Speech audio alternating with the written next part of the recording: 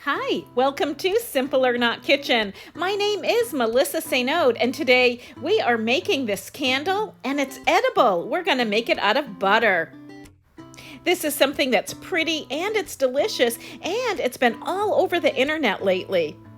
And even though it sounds a little bit strange, I thought I would give it a try. Basically, we only need a few ingredients for this.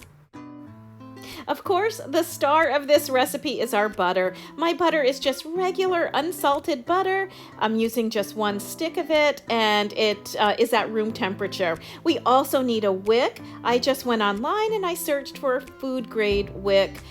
Mine is lined with beeswax. We also need some seasoning, so I'm seasoning my butter with a little bit of rosemary, garlic, and salt. Also have a paper cup, and that's going to be the mold for our candle. So watching people make this online, there are a few different methods for making this, but this one that I'm following is probably the easiest one that I found. We're going to start by just poking a hole in the bottom of our paper cup and putting the wick right in there.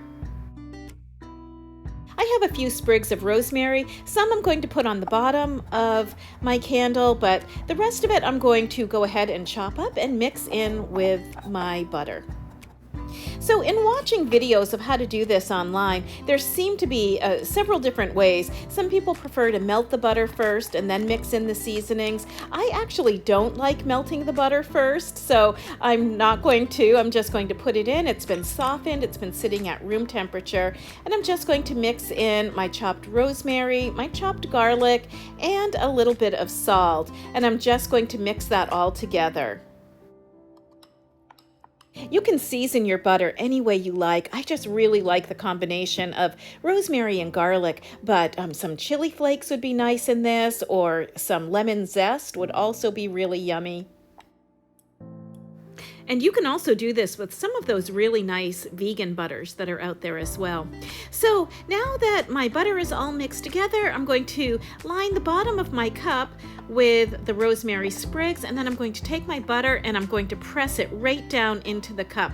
Now, of course, if we had melted our butter first, it would be a little bit easier. We could just pour the butter right in there. It'd be a little bit neater. But I find that when I melt the butter first, when I'm making seasoned butters, the seasonings sometimes just float to the top and the butter isn't as infused with the flavor as I like it. So I'm going to clean up my cup a little bit, and then I'm going to stick this in the refrigerator or the freezer.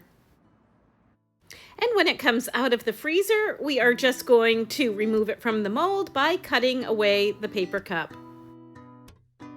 And that's all there is to it.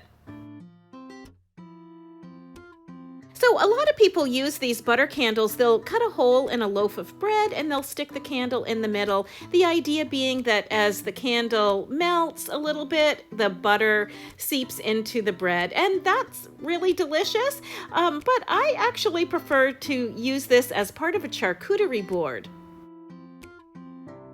And while the butter should be edible, my only concern is that as the wick melts, that beeswax does get a little incorporated with the butter a little bit. So I think it's more of just something that's fun to look at, and it's pretty.